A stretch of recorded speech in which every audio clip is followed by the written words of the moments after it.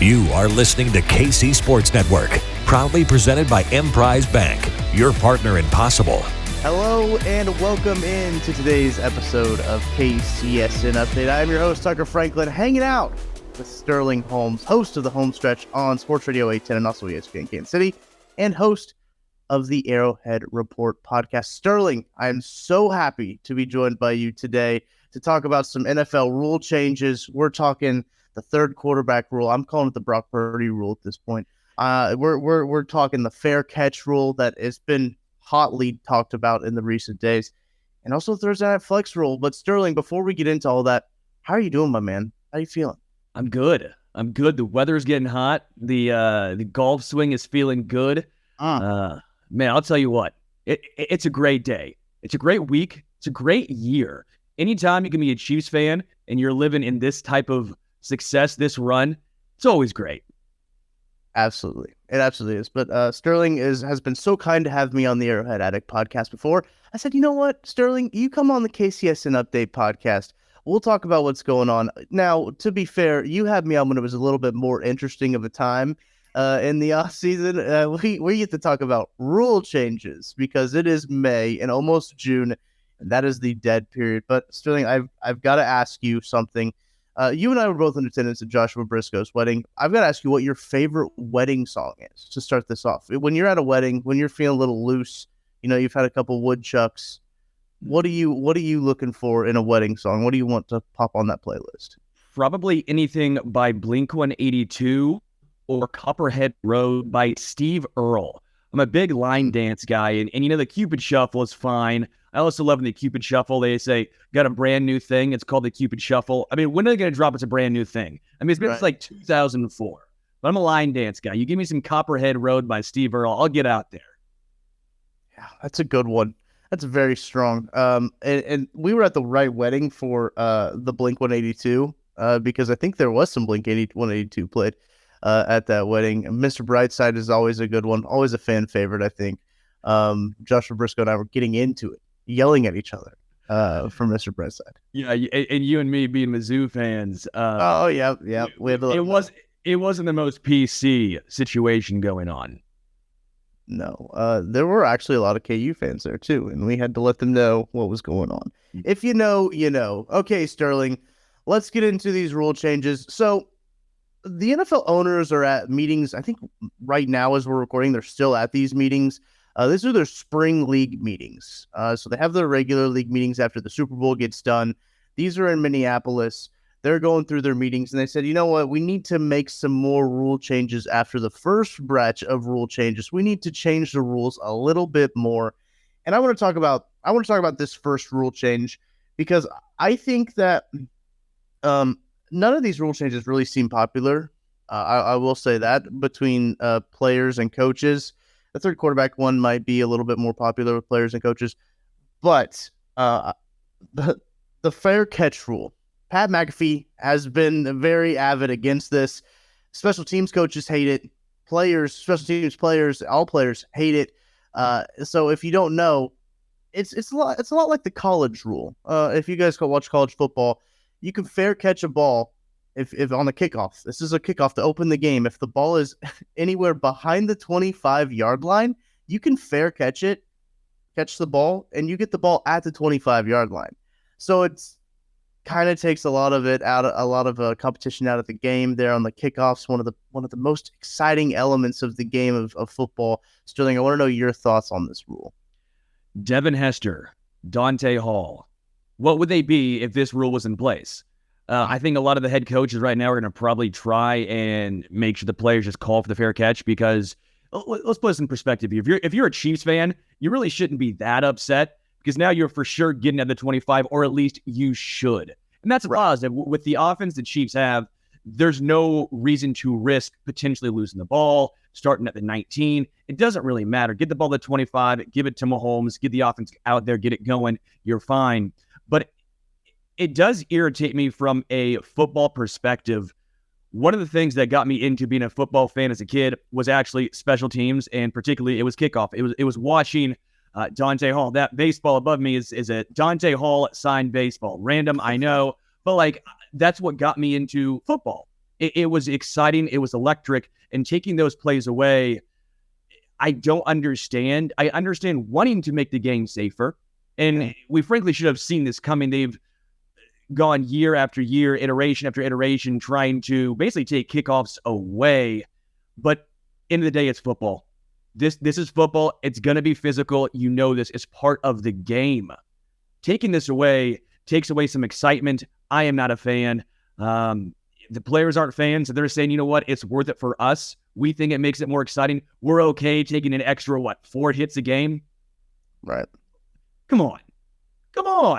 I hate it. I want to read one thing that I found. Rich McKay, who's the chairman of the competition committee, was talking to the NFL Network about this. And he cites player safety. Now, that comes ironic with some of the other rules that we're going to read, what I'm going to talk about here in a little bit, that falls kind of on deaf ears, I think, the player safety thing does. Rich McKay says that return rate will drop from 38% to 31%, so drop 7%, they're going to say. And concussion rate will drop 15% with this new rule. When they implemented it in college football, Sterling, I don't know if you watched all that much. I didn't really necessarily care for college football in terms of that. A lot of kickers aren't like booting it out of the end zone anyway. It's just I didn't mind it. But the NFL is a little bit different, I think, when you're looking at just like the strategy, right? There's always the strategy of kicking it high and short of the goal line, so they have to return it. So they have to take some time off the clock.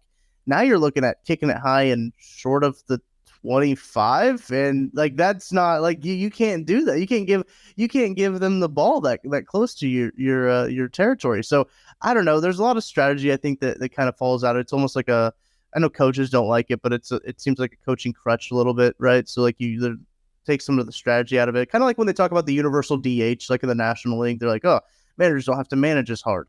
But I don't necessarily think it's that's that different. Come on now. Yeah, because you want to see a dude who bats $117 or a guy who, well, if it's the Royals, it might be worse. But yeah, I think it's a little different. But I also will say, with the 13 seconds, would that even play? Would that situation would have arisen if this was in place? Again, I understand the concern of safety, but as we'll probably talk about, as you mentioned later on, I don't think it's safety. It's money. This might be their way of saying, hey, we'll make it safer here, so on the other side, we're going to make more money. It's a very frustrating situation. Sterling, it's interesting you bring up money, because I want to talk about another rule that is basically based on money. Another rule, I'm looking over here at my notes here. I've got a whole notepad of all these interesting notes that have taken place during these rule releases. The NFL approved the ability to flex late season games from Sunday to Thursday. Only can flex Sunday to Thursday games. There's a Thursday night football flex rule. Now, this rule was originally proposed at the first league meetings, but I believe that the time of the heads up that they had to give basically to teams to like change all their travel was like 2 weeks. Now, Thursday games can only be flexed between weeks 13 and 17. So weeks 13, 14, 15, 16, 17 can be flexed from Sunday to Thursday with a 4 weeks notice mandatory. So they've got to give them a month's heads up to move one of these games from Sunday to Thursday. Again, this is the rule I was kind of talking about with, they care so much about player safety.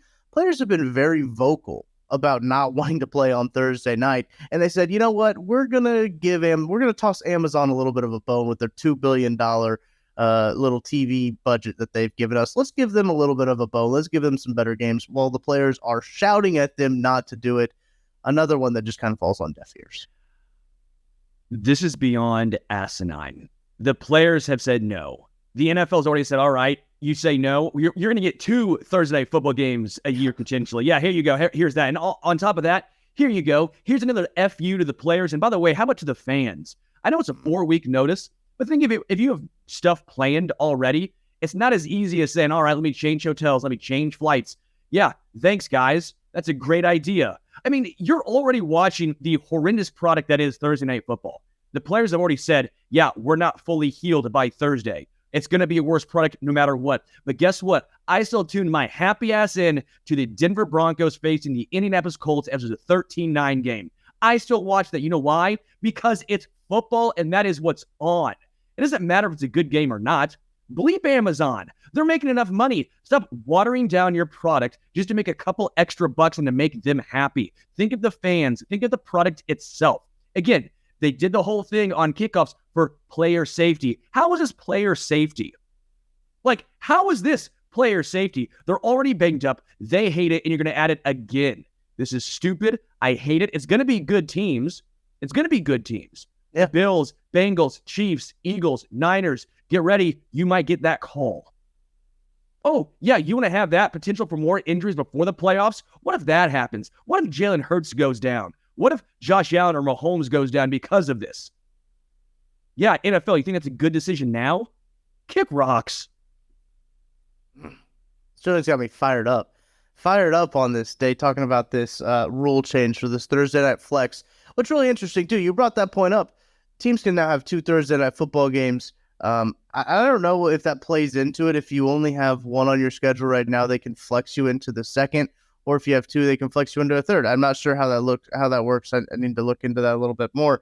But the flexing of the Thursday night football games, as you mentioned, makes it so much harder on so many people. The players hate it. I can't imagine the logistics staff, like the staffs for these NFL teams who have these hotel plans done. Basically, when the schedule comes out, they have like these travel plans made up. They have to do all of that.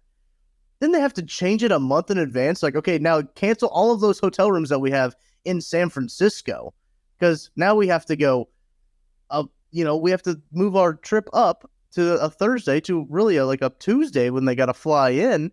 It's just put so much pressure on so many people, other than like the players. Like, obviously the player safety, the players, that's a huge part of it, right? I don't want to ignore that and ignore like the players have shouted at the NFL, please do not make us play on Thursday nights. The product is bad. You're right, Sterling. I'm going to watch the bad football. I'll still watch it because it's football. But they don't like to play on Thursday nights because all of those Thursday night games, short turnarounds usually, and they're just not a very good product. And I think the NFL is trying to give Amazon a better product here and sake for more money, but that's not at risk of, player safety, player health, and then the logistics staffs, everything that goes into it. You mentioned families saving up trips to go to, like, say, San Francisco, right? You want to go to San Francisco, watch the Niners play the Chiefs. Oh, but that game just got moved. You don't have these people don't have time to take off work or move their days off or move their travel plans. Like that's just so it's hard. It's very hard to like swallow this one and just kind of like take this one as a rule. The one thing I will say is the only way the players will be able to stop Thursday night football is if they do what the NBA does, because the NFLPA is not as strong as the NBA or the Major League Baseball. And part of the reason is there's so many players in the NFL, so it makes it a little bit more difficult. But they almost need to do an NBA situation where they have a load management. Like they almost have to have, imagine if Mahomes and Josh Allen just said, you know what? No, we're sitting out. It would suck. But eventually the NFL would get the picture saying, all right, if they're not going to play, if the superstars say, we are out, we're not doing this, we're done. Travis Kelce says, we're done. I got a bum knee this week, coach. I'm not going out there. I mean, but seriously, that's what it would have to take for them to realize Thursday night football is a bad idea. You have to hit them in the pocketbook.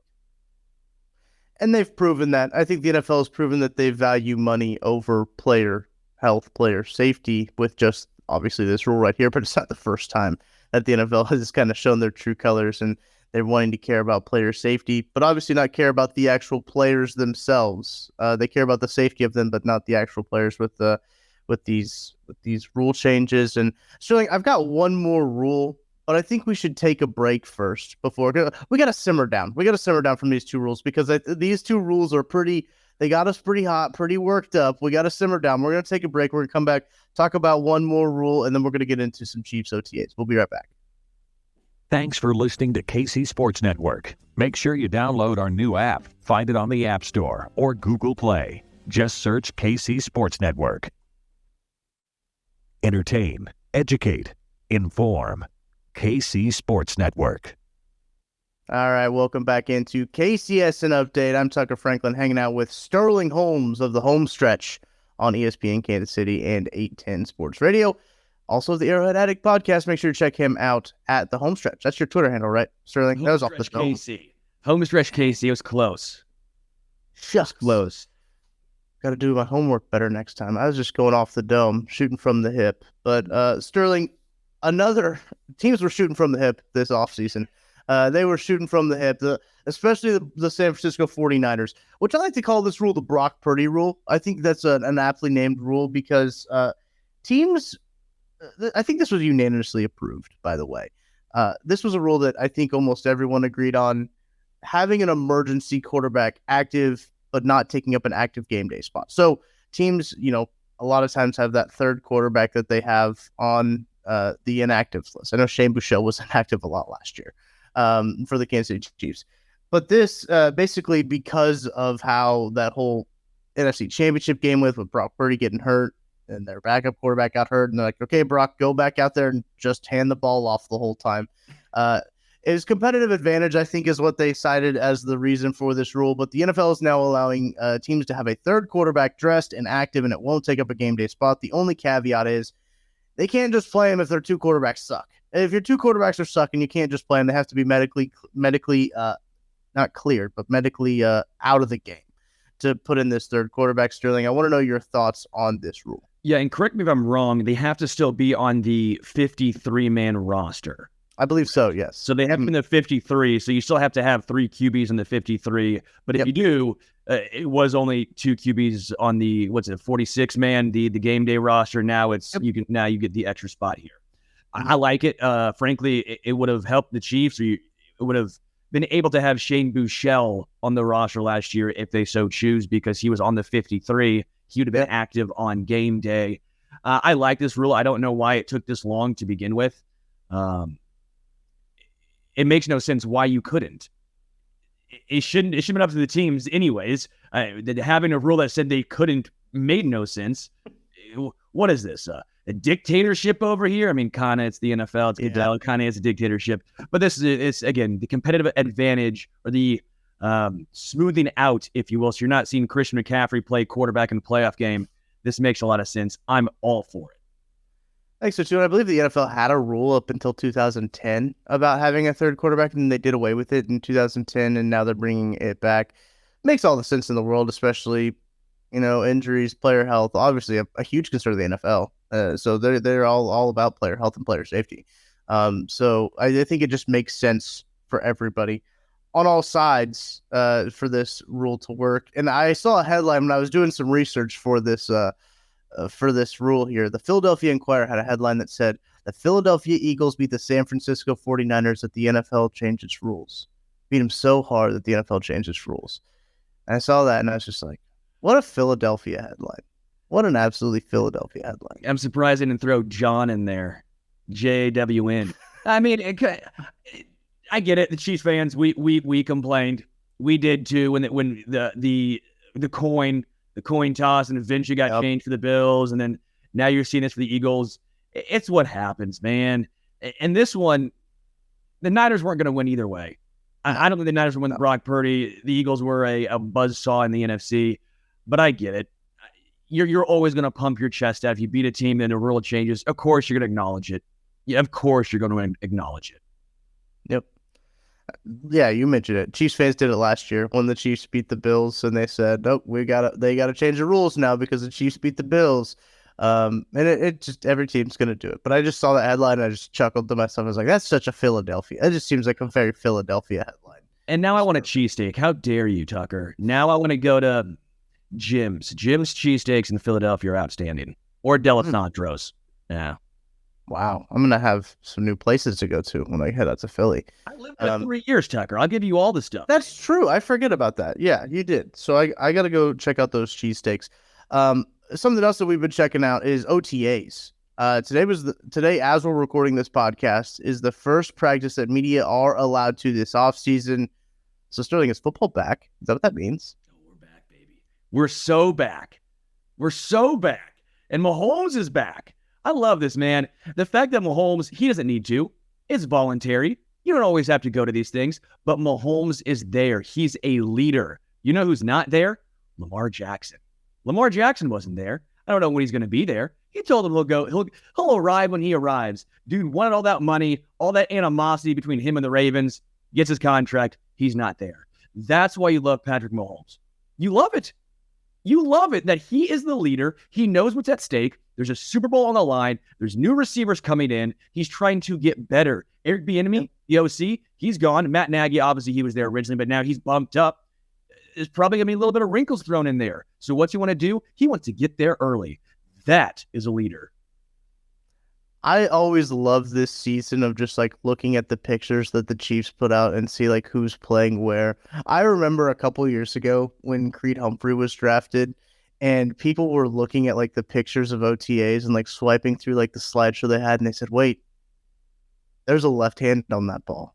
He's playing center right there. And you know who's right next to him? Like that's like Joe Tooney over there. He's with the ones.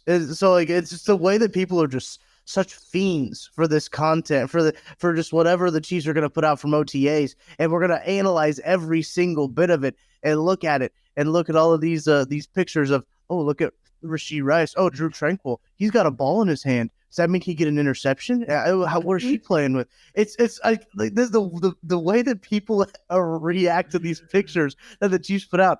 I think it is incredible, and I love it. It's at the same time both like what are we doing, and at the same time I love this so much. You see Justin Ross in shorts and a tank top jogging up a hill, and it's like he's going for 1,200. Not he's making the rosters. He's going for 1,200. He's wide receiver too. He's gonna win. I don't know if he can win Rookie of the Year. I don't know how it works. I know in baseball you have to have a certain amount of time. I know like the NBA, if you're gone from injury, you can still win because that was the whole Ben Simmons and Joel Embiid. Right. Yeah. So I don't know how it works in the NFL, but you see just him jogging. He's best shape of his life right now. It's best shape of your life season. It also helps when the Chiefs just won the Super Bowl and the Royals are 15-35. Of course, you're going to overanalyze what the Chiefs are doing in OTAs. Come on. Yeah, you have to keep your sanity at this point. You can't pay attention to the Royals. I'm trying to, and it's been tough. But no, I do think what's really interesting. You brought up Justin Ross, and can I talk some receivers with you, Sterling? Because I know when I was on your program at the Arrowhead Addict podcast, we talked about Richie James before he signed with the Chiefs, and we had talked about you had been early on the Richie James train. And I'm curious your thoughts on the Chiefs wide receiver room. I saw Matty Lane put out a tweet that I thought was really interesting. And he said the Chiefs wide receiver, I think it was 3 to 9, is like maybe the best in the league. And just like the depth that they have there from, I think it might have been 4 to 9. The depth that they have at the wide receiver might have that star power, that Juju Smith-Schuster, that name you guys have heard of. They've got MVS on there, and they've got Kadarius Toney. They've got Sky Moore, guys that can step up and play.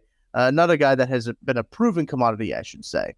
What are your thoughts on this Chiefs wide receiver room as it stands right now? Yeah, that's pretty bold. It's a pretty bold statement going 4 to 9. I mean, I get it. That's great to have those guys. But if you want a baseball reference, just, it's great having a lot of 4s and 5s, but eventually you need a 1 and 2. But I don't know if this Chiefs team needs a 1 or a 2. They've just shown they don't need a 1. With Tyreek Hill going to Miami, but they had a 2 in Juju Smith-Schuster. Now, is MVS, is he a 2? He's more of a 3 to me.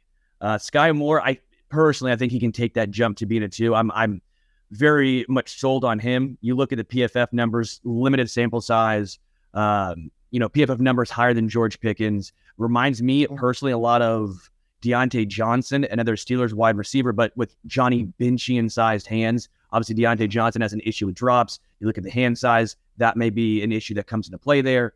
I like Kadarius Toney a lot, but I'm a little nervous that it might be a Sammy Watkins situation where you're so tantalized by the talent, but can he stay healthy? I hope he can. I hope he can, because I think the talent, you might see bottom end wide receiver 1 talent from Kadarius Toney. But then you get to, Rashee Rice. You get into Richie James, and Richie James, I do think, makes the roster. I think he takes those unnecessary hits off of Kadarius Toney as a special teamer, as a Michael Hardman replacement, if you will, those jet sweeps. If you want Kadarius Toney to be a wide receiver 1 or a wide receiver 2, but a legitimate outside wide receiver, you can't have him doing jet sweeps. You can't have him. That's what happened with Tyreek Hill. Tyreek Hill thrived in those niche plays, but eventually you have to say, if you want to be the best wide receiver you can be, someone else has to do those gimmick plays, if you will. And that's where Richie James comes in. And you're looking at wide receiver 6, which is Justin Watson, who's back, or you're looking at and Amir Smith-Marset. Now, the thing with Justin Watson that I find fascinating is he's a special teamer, yes, but his game is very similar to MVS. They run a lot of the same routes. If you notice last year, when MVS's snap count went down, whose went up? Well, it was Justin Watson. So I'm a little intrigued by his roster spot, where he fits in. I wonder what that means for MVS if he has a bad camp. I wonder if they try and get out from underneath that contract. I would be shocked just because he's a veteran. They need at least some veteran presence on this team. But they have a fine wide receiver core, but they don't need great. Mahomes elevates everyone. So I'm content with it. I think that's a good way to put it. When I look at this receiving room, would it be nice to have DeAndre Hopkins? Of course. Would it be nice to have a guy that draws a lot of attention away from Travis Kelce, so Travis Kelce could maybe have some cleaner middle of the field? Yeah, that would be sick. Do they have to have that? No. They, as you mentioned, Sterling, they proved last year. They can win without Tyreek Hill. They can win without a surefire number one. I am very excited to see what Kadarius Toney can do. I'm cautiously optimistic because, as you mentioned, his injury history is lengthy. He's got a laundry list of injury items, and a lot of it has to do with the lower body too, with him being so quick and how he's been with everything. But I do think it's really interesting just looking at this room as a whole, because you mentioned Amir Smith-Marset. That's a guy I didn't even mention when we were talking about Justin Ross, John Ross. They've put a lot of bodies in camp. Because it's going to be a position that is going to be hotly contested, I think. I think some people might be upset if Justin Ross, and I know we've talked about sometimes too, that Justin Ross is looking like a guy when you just start looking at this wide receiver room of guys that could make the roster. As a numbers game, it looks like he might be on the outside looking in just because of the pure numbers of how many wide receivers that they have on this roster. Now, I want to see him go out there. I want to see him tear it up camp. I want to see him make the roster, right? I would love for that to happen. I would love to see an undrafted free agent that Brett Veach finds just be an absolute dude. I'm optimistic about what he can do. We've seen him. Patrick Mahomes even said he looks really good. You can see said he saw all the talent there. So I will say, what's he gonna say? Yeah, it sound like, oh yeah, dude, he's buns, my guy. Like of course he's not gonna say that. Yeah, he's cooked. I can't throw the ball to him. Yeah, I think that's a very good point. But this wide receiver room is very interesting to me. I think Patrick Mahomes proved that he could win with Juju and MVS last year, but taking Juju away and then not really adding anyone back. No offense to Richie James, Sterling. No offense, but he's no Juju. I'll ride the boat on that one. But there's still a lot of storylines to talk about from OTAs. I still think offensive line is one of the big ones. The defense, how they've kind of all built that. But we're going to take a break before we get into those more storylines. We'll be right back after this. Thanks for listening to KC Sports Network. Make sure you download our new app. Find it on the App Store or Google Play. Just search KC Sports Network. Entertain, educate, inform. KC Sports Network. Tucker Franklin and Sterling Holmes hanging out with you here on KCSN Update. Hope you guys are having a great day whenever you're listening to this. We're recording this on Wednesday, so I hope you're having a great hump day, a great middle of your week. Listen, Memorial Day this weekend when we're recording this podcast, it's the start of summer, Sterling, and it kind of feels like summer out there when you walk out there. It's a good vibes all around. Oh yeah, dude. I have my little cigars next to me. Already getting ready, baby. We're getting ready. A smoke on that Bengals pack. Come on. That Joe Burrows. We're going to smoke on them Joe Burrows, what we're going to do this season. But no, Sterling, I want to talk about the offensive line, if you will. If you'll entertain me here with the offensive line, because I think that there's something very interesting going on. They obviously drafted Wanya Morris in the third round of this draft. I think that was a phenomenal pick. One of my favorite picks in this draft. I think he's a very talented guy that can play right tackle. Then they signed Jawan Taylor. Say, hey, this guy's going to play left tackle. This guy's going to play left tackle for us. We're going to give him left tackle money. We're going to give him the opportunity to be the protector of Patrick Mahomes' blind side. After the draft, they go and sign Donovan Smith. A move that to me was a somewhat of a surprise. I don't know about you, Sterling. That move kind of surprised me. Then you have Andy Reid come out at the end of rookie minicamps and say, yeah, Donovan Smith's going to get the 1 reps at the beginning of this OTA. So I think a lot of people were maybe hit the panic button a little too early on that because it is just phase 3 of OTAs. It's not like they're starting the season tomorrow. But what are your thoughts on this offensive line configuration with Donovan Smith on the left side, Jawaan Taylor on the right? Befuddling.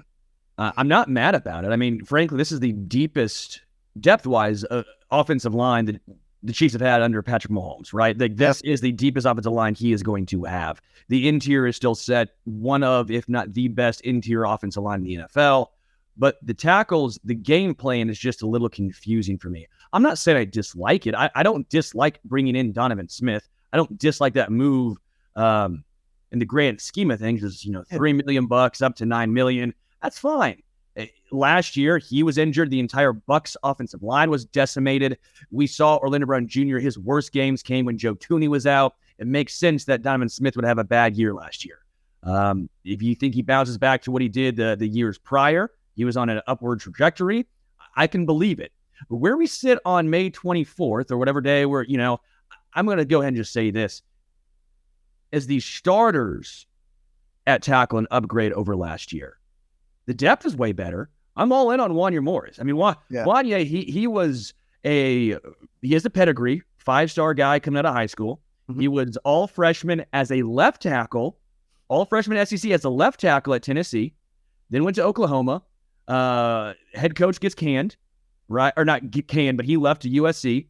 Right. Another head coach. So 3 different schemes in 3 different years. That's big. That's a tough thing to have happen for an offensive lineman. I know it's not a quarterback, but it's still difficult. So it's a guy who picks up quickly, has the pedigree. He's shown something before. I like Wanya Morris. Jawaan Taylor, where does he fit into the situation? At right tackle, he's the highest paid right tackle in football. He's on again, upward trajectory. I like Jawaan Taylor. I like the versatility he presents. And I understand people who say, well, left tackle, right tackle, in today's NFL, the edges and edge rushers, they move all around. You got to have good tackles at both spots. I agree, but paying him to be the highest paid right tackle in football, to me, is beyond questionable. Because Travis Kelce is the best tight end in football. The most dynamic, maybe the most dynamic offensive player outside of a quarterback in football, right? The mismatch he presents.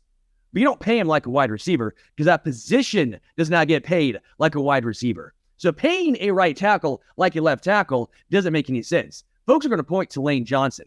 Jawaan Taylor isn't Lane Johnson. We can't get there. I'm not going to get there. I'm a Chiefs supporter. I'm a very much optimistic guy, and the Chiefs have given me no reason to be pessimistic. But he's not Lane Johnson. We can't get that far. So that leaves me saying, is this better, money-wise as well, better starting-wise than last year? Orlando Brown Jr. $16 million per year, right?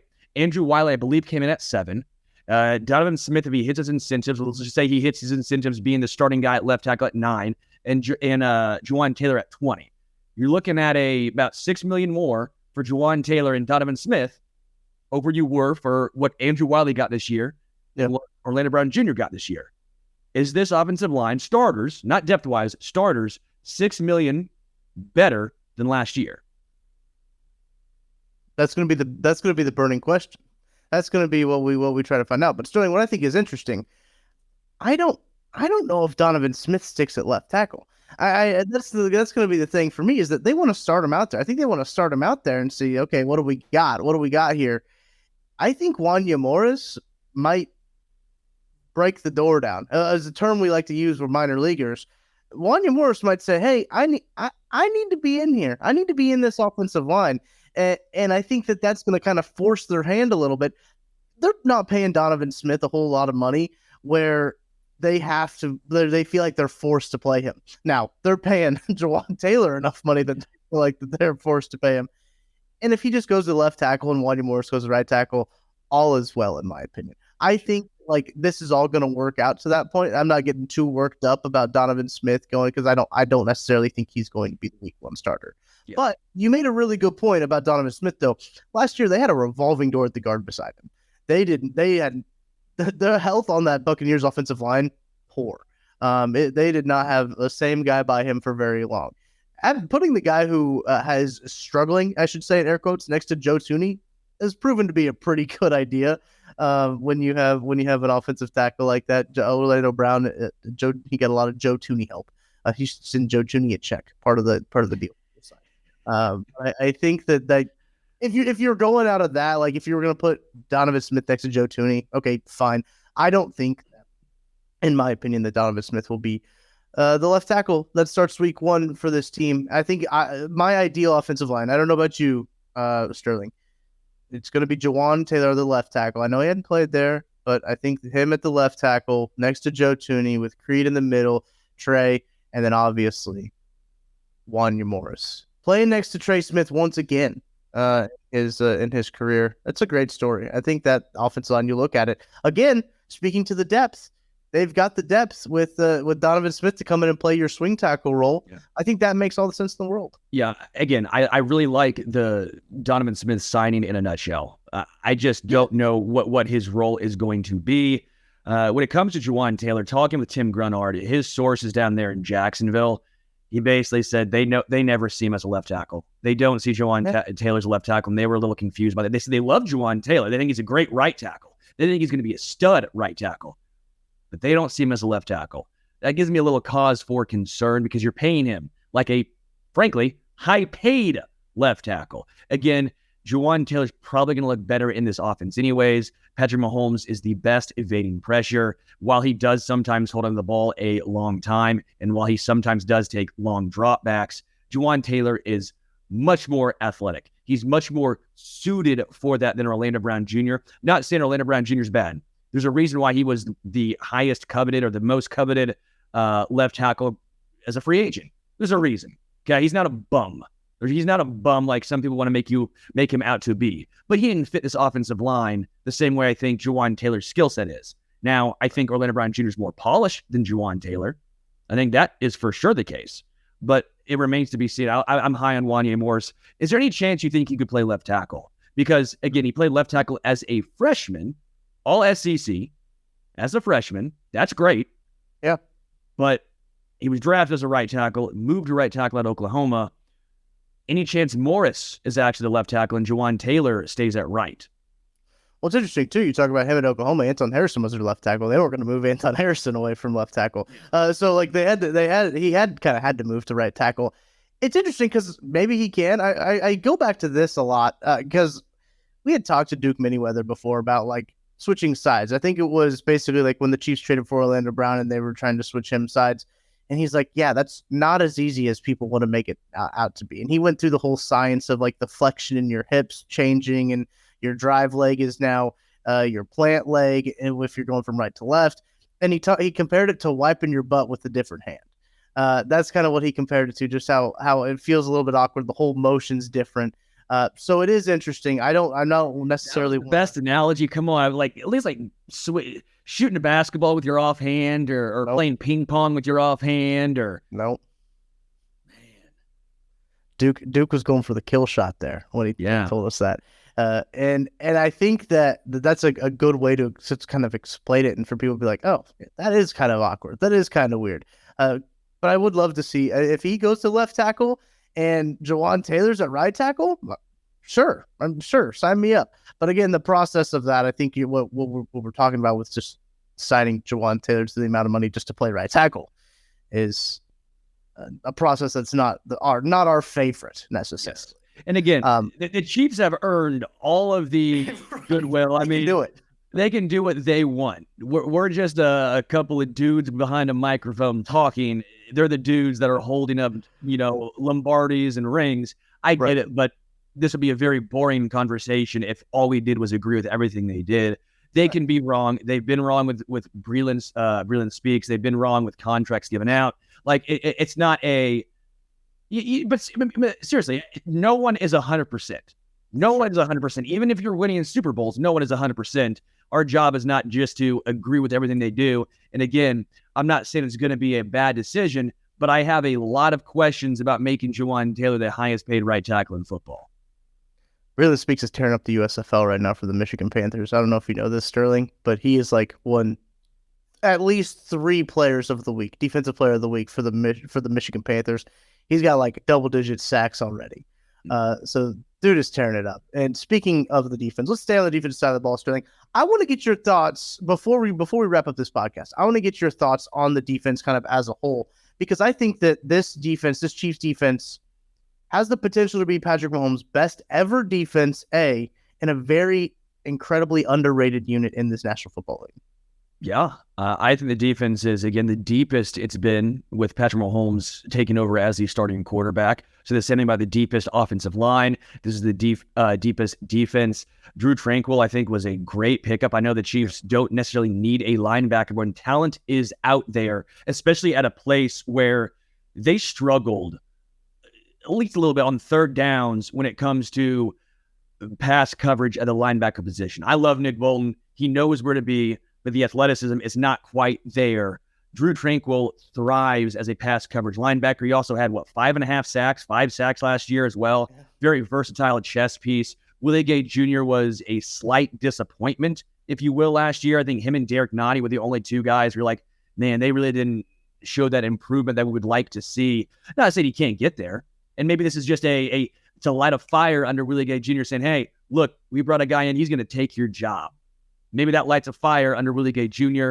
Obviously, L'Jarius Sneed is still here, at least for this year. That much we do know. The cornerback position, I like a ton. Joshua Williams, Jalen Watson, Trim McDuffie as rookies should take a step forward. Safeties, they are deep. Mike Edwards, Deion Bush, they brought back. Obviously, Justin Reed, Shamari Connors. Defensive line, Chris Jones, obviously still here. But George Karlaftis, FAU, Felix Enudike Uzama, just so much. Turk Wharton back and healthy, by the way, as well. That's a big one. But there's so much versatility, and that's what it's like. You will never have positional, Golden State Warriors, right? Positionless basketball.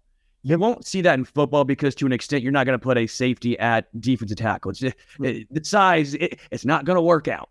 Okay, but to an extent, there is some positional versatility or positionless with Leo Chanel, linebacker, edge rusher. You have it with Charles Omenihu, inside, outside. Karlaftis, inside, outside. Chris Jones, inside, outside. L'Jarius Sneed, inside, outside. Safety, if you want. Shamari Connor has a little bit of slot cornerback as well as safety. You're seeing a lot of that. Drew Tranquil, obviously, as we mentioned, with being 5.5 sacks, 5 sacks, whatever it was, and a coverage linebacker. So that's what it really is Spagnuolo is going to have so much in the cupboard to work with. Get ready to see some incredible blitz packages drawn up. L'Jarius Sneed, we know they like to send, but now look at the other side. It's going to be so much fun. It's going to be incredible. And I think the Chiefs really had a focus on the trenches this year on both sides of the ball, right? You talked about the versatility on the offensive line, even the versatility all over on the defense. You look at the defensive line, they really beefed up. You mentioned FAU. Keandre Coburn, I think a pick in the 6th round was an incredible pickup for them, which Craig Stout was hammering the table for him in the 4th, and we get him in the 6th. I think that's just like a perfect case scenario. Great guy, great kid. We met him out at the East West Shrine Bowl, and an incredible player, just a run stuffer. One of those guys you just love to watch play. Mike DeVito absolutely loves him. Derek Johnson and him broke down film of Mike not of Mike DeVito, but of Keandre Coburn. Let me break down Mike DeVito's film and see when you listen. They did. I'll have to choose that YouTube link. They broke down Mike DeVito's sack. Remember on Brock Osweiler when he took him down and then he hit him with the dab at the end of it. The dab was a thing. It was hot in the streets when Mike DeVito was sacking quarterbacks. That's what it was. What about the Raji? Remember the Raji? Yeah, the dude from Green Bay. Gosh, DJ Raji. The old dance moves, crazy. The gritty is gonna go the way of that eventually. Just so you kids know, all you youngsters out there, you think the gritty's all that. Get ready for 3 years and it's going the way of the Soldier Boy. Ooh, it's like remember when who was it? Okay, I can't remember the guy who played for the Eagles. No, that's not the same. Deshaun Jackson. Deshaun Jackson.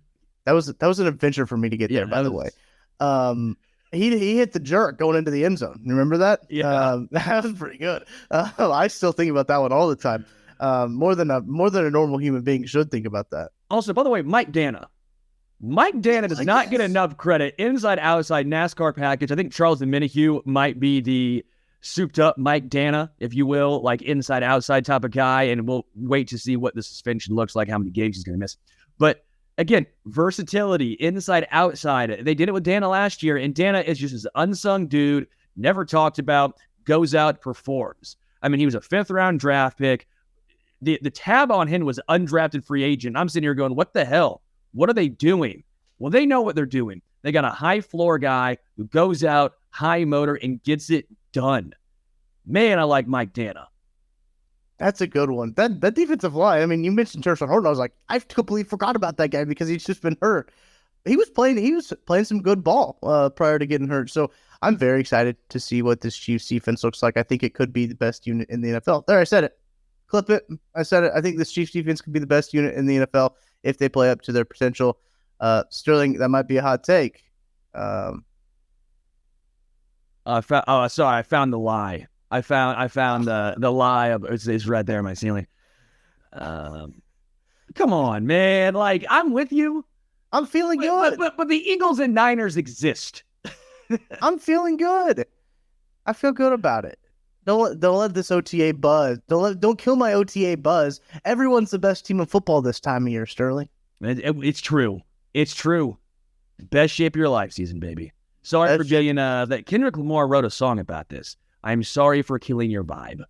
Yes, he did. A very good song. Sterling, thank you for joining me today. I got one final question for you. What links are we hitting up this weekend? Oh, where are you going to go? I'm thinking Fred Urbanus. I've never been to that one. It's out there in Lee Summit by Longview Lake. Played there once this year. The only issue is you got to make sure on one of the holes on the front nine, like hole 7 or 8. I'm a lefty. I play a draw. Okay, and there's a street that comes right in your view. Now, I've played there once in my life. I hit the fairway. Humble brag. But that's very rare. So that means the next time I play, that's going to be a duck hook onto oncoming traffic. So I want to play Fred Urbanus with you and with Foot, frankly. I'm trying to go out there and hit the links with you boys. But he'll lap us, man. Let's look at playing out there. Let's do it. Let us know in the comment section below where we should play. If you are familiar with the Kansas City golf scene, let us know. We're going to play them all. We're like Ash Ketchum of golfers because we're going to play them all. We're going to play all those golf courses. So, Sterling, I appreciate you joining me.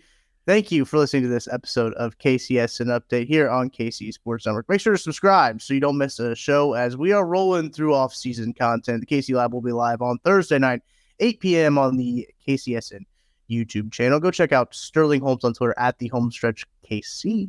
I got it right that time. And go follow him to stay up to date on his shows, the Homestretch, obviously, wherever you listen to a radio on Sports Radio 810 and ESPN Kansas City. Also, the Airhead Addict podcast. Go check him out. Oh, I forgot the Stacking the Box podcast, too. Go check him out as well. A lot of things, dude. A lot of things. You do so many things. But I appreciate you joining me. Appreciate you guys listening. And make sure to hit that like and subscribe button as well if you're watching this on YouTube. Until next week, I will talk to you guys later. Stay safe, Chiefs Kingdom. Thanks for watching this production of KC Sports Network, the fastest growing sports media network in Kansas City. Check out these videos that feature our team of more than 15 former players, insiders, and analysts bringing you the best Chiefs coverage you can find. Entertain, educate, inform. KC Sports Network.